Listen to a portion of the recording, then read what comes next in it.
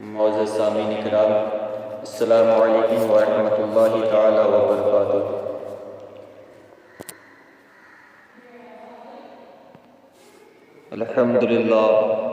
الحمدللہ رب العالمین، والصلاة والسلام علی سیدنا محمد الصادق الامین صلی اللہ تعالی علیہ وسلم وعلی آلہ وصحبہ اجمعین ومن تبعهم بإحسان إلى يوم الدین۔ اما بعد فاعوذ باللہ من الشیطان الرجیم، بسم اللہ الرحمن الرحیم، ان اللہ علی کل شیء قدیر، صدق اللہ العظیم وصدق رسولہ النبی الکریم، ونحن على ذلك لمن الشاهدين والشاكرين والحمد لله رب العالمین۔ حضرات، اللہ رب العزت قرآن پاک میں ارشاد فرما رہا ہے، ان اللہ علی کل شیء قدیر، بے شک اللہ ہر چیز پر قادر ہے۔ حضرات، جب بندہ اللہ تبارک و تعالیٰ کی نافرمانیاں زیادہ کرنے لگتا ہے اور برے کاموں کی طرف زیادہ رغبت کرتا ہے، تو اللہ رب العزت ایسے شخص پر ظالم بادشاہ کو مسلط فرما دیتا ہے، تاکہ وہ بادشاہ اس پر ظلم کرے گا، اور ظلم کرنے کی وجہ سے یا تو وہ اپنے رب کی طرف رجوع لے کر آئے گا، یا وہ تباہ و برباد ہو جائے گا۔ حضرات، یہ گفتگو کچھ دور حاضر کے تعلق سے ہے۔ اسی طرح کی ایک قوم جو تھی وہ بنی اسرائیل تھی۔ جب خدا تبارک و تعالیٰ کی نافرمانیوں میں وہ حد سے زیادہ بڑھ گئے، تو اللہ رب العزت نے ان پر ایک ظالم بادشاہ کو مسلط فرما دیا۔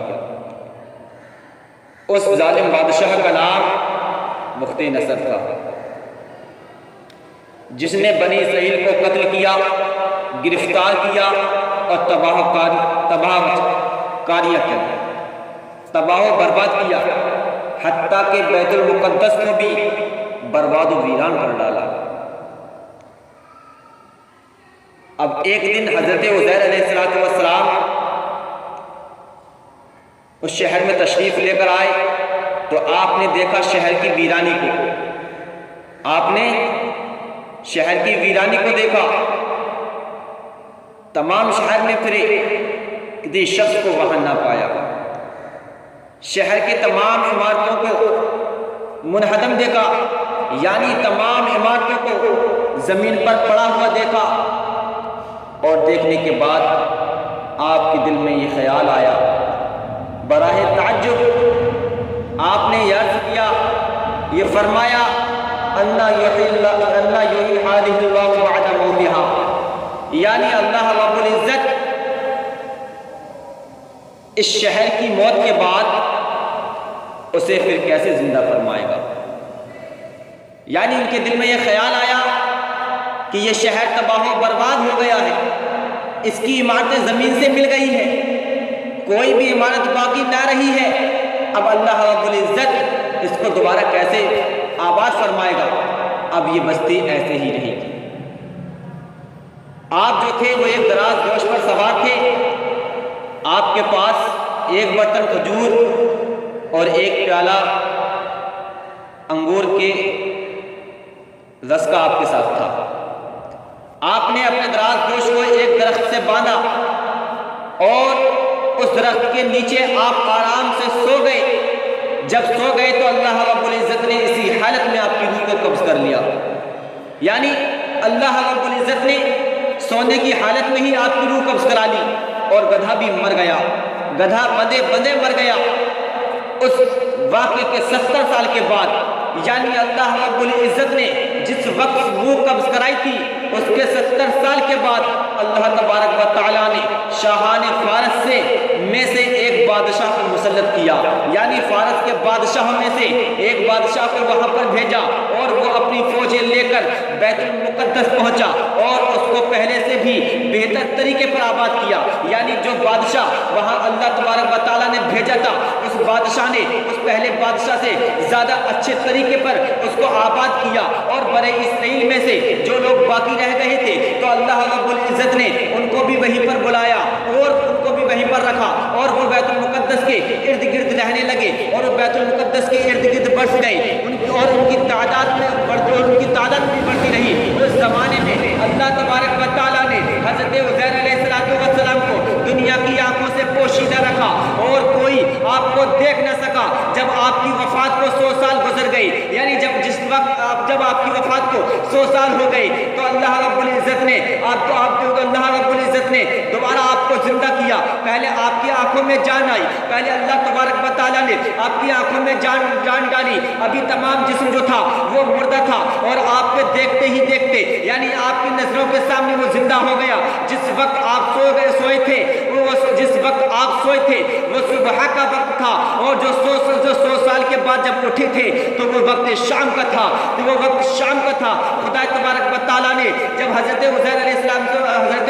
السلام سے فرمایا اے عزیر بتاؤ کتنا ٹھہرے، تو حضرت عزیر علیہ السلام نے اندازے سے یہ بتایا کہ جس وقت میں سویا تھا وہ وقت صبح کا تھا اور اب وقت شام کا ہے، لگ بھگ ایک دن یا دن کا کچھ حصہ ہو گیا ہے۔ تو اللہ تبارک و تعالیٰ نے فرمایا اے عزیر ایک دن نہیں بلکہ 100 سال تم کو ہو گئے ہیں، بلکہ 100 سال تم یہاں ٹھہرے ہو۔ آپ نے اپنے کھانے کو دیکھو، اپنے کھجور کے رس کو، اپنے انگور کے رس کو دیکھو، ابھی تک خراب نہیں ہوا، مگر ایک دوسری نظر اپنے گدھے کی طرف کو دیکھو۔ تو جب انہوں نے اپنے گدھے کی طرف کو دیکھا تو اس گدھے کی ہڈی ایک دوسرے سے الگ ہو کر الگ پڑی ہوئی تھی اور بکھری ہوئی تھی اور ہر ہڈی سفید ہو گئی تھی۔ حضرت عزیر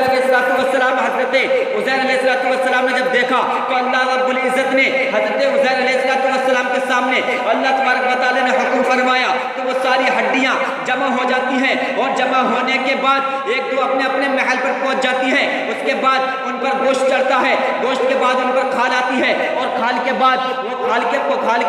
ان پر بال جمنے شروع ہو جاتے ہیں اور وہ گدھا زندہ ہو جاتا ہے اور دیکھتے ہی دیکھتے آواز کرنے لگتا ہے۔ آپ نے اللہ تبارک و تعالیٰ کی قدرت کا مشاہدہ کیا اور اپنا مشاہدہ کیا، یعنی آپ اللہ تبارک و تعالیٰ کی قدرت کو دیکھ رہے تھے۔ اسی لیے تو اللہ تبارک و تعالیٰ نے قرآن مجید میں ارشاد فرمایا ان اللہ علی کل شیء قدیر، بے شک اللہ ہر چیز پر قادر ہے، اور فرمایا اور حضرت عزیر علیہ السلام نے فرمایا میں جانتا ہوں کہ اللہ تبارک و تعالیٰ ہر شے پر قادر ہے۔ آپ اپنی سواری پر سوار ہو کر اپنے محلے میں تشریف لائے، آپ کو کوئی پہچانتا نہ تھا، اندازے سے آپ اپنے مکان پر پہنچے، عمر آپ کی وہی 40 سال کی تھی، یعنی جس وقت آپ کی روح قبض کی گئی تھی عمر وہی آپ کی تھی، آپ کو کوئی پہچانتا نہیں تھا، اور آپ اپنے مکان پر اندازے سے تشریف لے کر آئے، اور آپ کی عمر وہی 40 سال کی تھی، یعنی آپ جس وقت آپ کی روح قبض کی گئی تھی وہی آپ کی عمر تھی۔ ایک ضعیف بڑھیا ملی جس کے پاؤں بیکار ہو گئے تھے اور وہ نابینا ہو گئی تھی، یعنی اس کی آنکھوں کی روشنی چلی گئی تھی، آپ نے اس بڑھیا سے فرمایا اے بڑھیا یہ عزیر کا مکان ہے، تو وہ بڑھیا عرض کرتی ہے ہاں یہ عزیر کا مکان ہے، مگر عزیر کو تو 100 سال ہو گئے ہیں، جو یہاں سے 100 سال سے زیادہ 100 سال گزر گئے ہیں اور وہ گم ہو گئے ہیں۔ یہ کہہ کر بڑھیا رونے لگی اور بہت روئی۔ آپ نے فرمایا میں حضرت عزیر علیہ السلام ہوں، اللہ تبارک و تعالیٰ نے مجھے 100 سال مردہ رکھا اور پھر مجھ کو زندہ فرما دیا۔ بڑھیا بولی عزیر علیہ السلام مستجاب الدعوات تھے، یعنی جب بھی وہ کوئی دعا کیا کرتے تھے تو اللہ رب العزت ان کی دعا کو خالی نہیں لوٹایا کرتا تھا بلکہ ان کی دعا کو قبول فرما لیا کرتا تھا۔ اور جب کوئی آپ اگر واقعی حضرت عزیر علیہ السلام ہیں تو میرے لیے دعا کیجئے کہ میری آنکھوں کی روشنی واپس آ جائے اور تاکہ میں آپ کو پہچان سکوں۔ جب اس بڑھیا کے لیے حضرت عزیر علیہ السلام دعا کرتے ہیں تو دعا کرتے ہی اس کی آنکھوں کی روشنی جو چلی گئی تھی وہ فوراً واپس آ جاتی ہے، اور آپ فوراً واپس آ جاتی ہے۔ پھر آپ نے اس کا ہاتھ پکڑ کر کہا اٹھ اور خدا کے حکم سے اٹھ جا۔ آپ نے فرمایا خدا کے حکم سے اٹھ، یہ فرماتے ہی اس کے مارے ہوئے پیر بھی درست ہو جاتے ہیں۔ اس نے آپ کو دیکھ کر پہچانا اور اور کہا میں گواہی دیتی ہوں کہ آپ بے شک زہری ہیں۔ پھر وہ آپ کو اپنے محلے میں لے گئی، وہاں پر ایک مجلس آپ کی مجلس لگی ہوئی تھی، ایک مجلس سجی ہوئی تھی، وہاں پر آپ کے فرزند تھے جن کی عمر 118 سال کی تھی، اور آپ کے پوتے بھی تھے جو بوڑھے ہو چکے تھے۔ جب اس بڑھیا نے کہا یہ حضرت عزیر علیہ السلام ہے تو لوگوں نے تعجب کیا اور انکار کیا اور پھر انکار کرنے کے بعد وہ لوگ پیچھے کو ہٹ گئے، مگر اس بڑھیا نے کہا نہیں یہ حضرت عزیر علیہ السلام ہی ہے، دیکھو میں نابینا تھی، میری آنکھوں کی روشنی چلی گئی تھی، ان کی دعا سے میری آنکھوں کی روشنی واپس آ جاتی ہے، میرے پاؤں بیکار ہو گئے تھے، انہوں نے دعا کی تو میرے پاؤں درست ہو جاتے ہیں۔ تب لوگوں نے دیکھا ہاں یہ ماجرا تو صحیح ہے، یہ بات تو صحیح ہے، سارے لوگ حضرت عزیر علیہ السلام کے پاس آتے ہیں، مگر آپ کے فرزند جو تھے 118 سال کی جن کی عمر تھی وہ جانتے تھے کہ میرے ابا جان کے شانوں کے درمیان ایک سیاہ بالوں کا چاند بنا ہوا ہے، ہلال بنا ہوا ہے۔ جب وہ کہتے ہیں اگر آپ واقعی حضرت عزیر علیہ السلام ہیں تو آپ اپنے شانوں کو کھولیے اور مجھے دکھائیے کہ آپ کے شانوں کے درمیان وہ ہلال بنا ہوا ہے یا نہیں۔ جب شانوں کو کھول کر دیکھا گیا تو آپ کے شانوں کے درمیان وہ ہلال موجود تھا۔ تو حضرات خدا تبارک و تعالی ہر چیز پر قادر ہے۔ حضرات جب کوئی بندہ اللہ تبارک و تعالی کی نافرمانیاں زیادہ کرنے لگتا ہے اور نافرمانیوں میں حد سے بڑھ جاتا ہے تو اللہ تبارک و تعالی ان پر ظالم بادشاہ کو مسلط کر دیتا ہے۔ یہی حال دور حاضر کا ہے کہ آج ہم لوگ اللہ تبارک و تعالی کی بارگاہ سے اتنے دور ہو گئے ہیں کہ ہم اپنے آپ کو پتہ نہ کیا سمجھنے لگے ہیں۔ اسی وجہ سے اللہ تبارک و تعالی نے ہم پر ایسے ظالم بادشاہ کو مسلط کر دیا ہے جو ہم پر طرح طرح سے عذاب، طرح طرح سے ظلم کر رہا ہے اور طرح طرح سے ہم کو تکلیفیں پہنچا رہا ہے۔ آج ہم کوئی بھی کام کرتے ہیں نشانہ ہم ہی بنتے ہیں۔ پہلے سب کچھ ہمارا تھا، کس وجہ سے ہمارا تھا؟ وہ جب ہمارا تھا جب ہم اللہ رب العزت کے تھے، یعنی اللہ رب العزت کی بارگاہ میں آیا کرتے تھے، تب سب کچھ ہمارا تھا۔ آج ہم خدا کی بارگاہ سے پیچھے ہٹ گئے ہیں تو سب کچھ ہم سے چھین لیا گیا ہے۔ میرے پیارے اسلامی بھائیوں، میری آپ سے گزارش ہے کہ آج بھی وقت ہے کہ ہم اب